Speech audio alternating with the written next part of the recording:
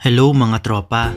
Welcome back sa panibagong episode ng hashtag Luto ni Tropang Andy. Ngayong araw, ipapakita ko sa inyo kung paano ako magluto ng ginisang tahong sa Sprite. Kaya kung interesado kang malaman, magstay ka lang dyan at tapusin ang video ito. Pero bago yan, kung bago ka pa lang sa YouTube channel ko, huwag kalimutang pindutin ang subscribe button at ang notification bell para maabisuhan ka sa mga susunod ko pang lulutuin gaya nito. Kaya kung ready ka na, simulan na natin.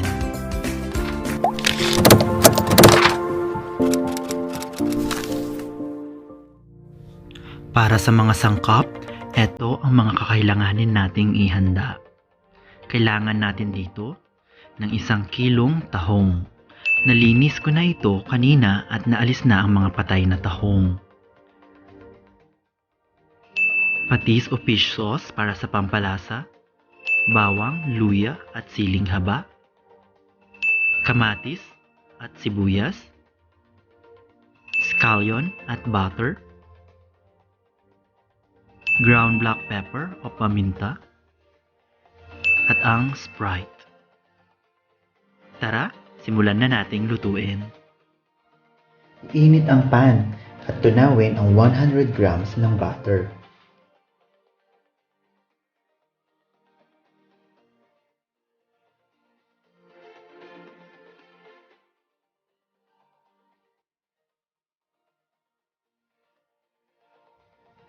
Pwede ka rin gumamit dito ng margarine kung wala kang butter.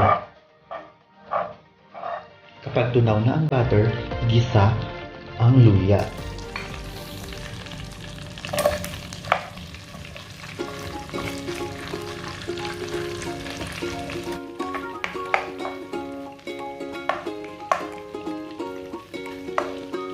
Pag medyo brown na ito, isunod ang bawang.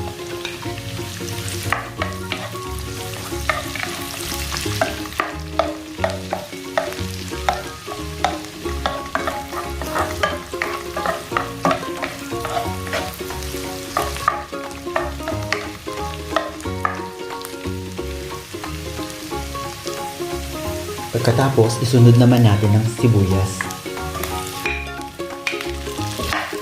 Igisa lang ito hanggang sa maging translucent ang sibuyas.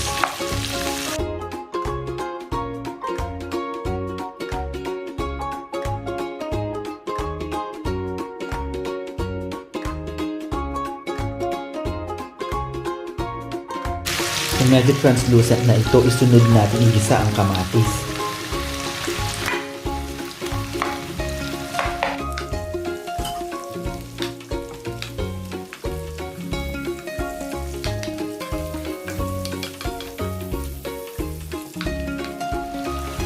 Kapag luto na ang kamatis, pwede na natin ilagay ang ating tahong.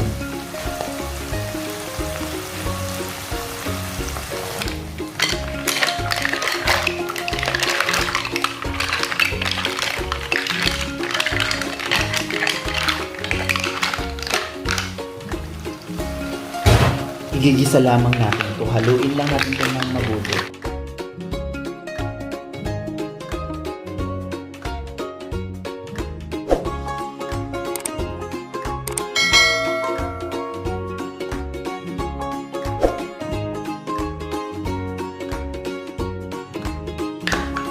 Isisimmer lang natin to ng mga 3 minuto para manuot ang lasa ng mga sangkap sa ating tahong.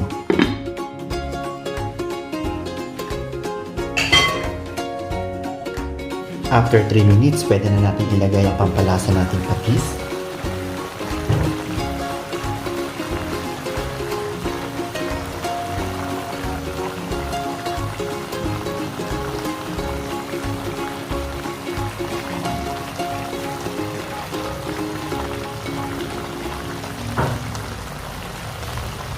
At haluin lang natin ito para mag-distribute ng maigi yung may patis sa ating tahong.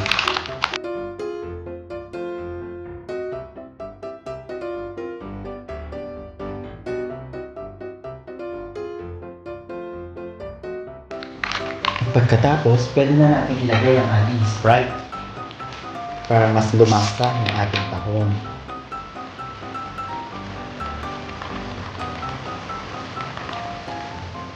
So, tansyahin nyo na lang po kung gaano kadami yung ilalagay ninyong Sprite. So, okay na po yun para sa akin.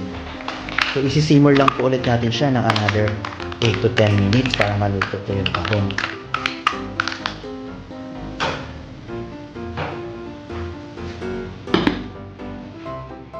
Habang iniintay matapos ng 10 minuto, pwede na din natin ilagay ang ating siling haba. Optional lang po ang paglalagay ng siling haba. Kung gusto niyo po ng medyo may konting anghang po yung inyong finished tahong, pwede niyo pong ilagyan ng sili, at kung ayaw niyo naman po, is pwede din naman pong hindi. Dahil ako po ay medyo mahilig sa maanghang, maglalagay po ako ng isang pirasong siling haba. Pandagdag aroma na din po yan sa ating tahong.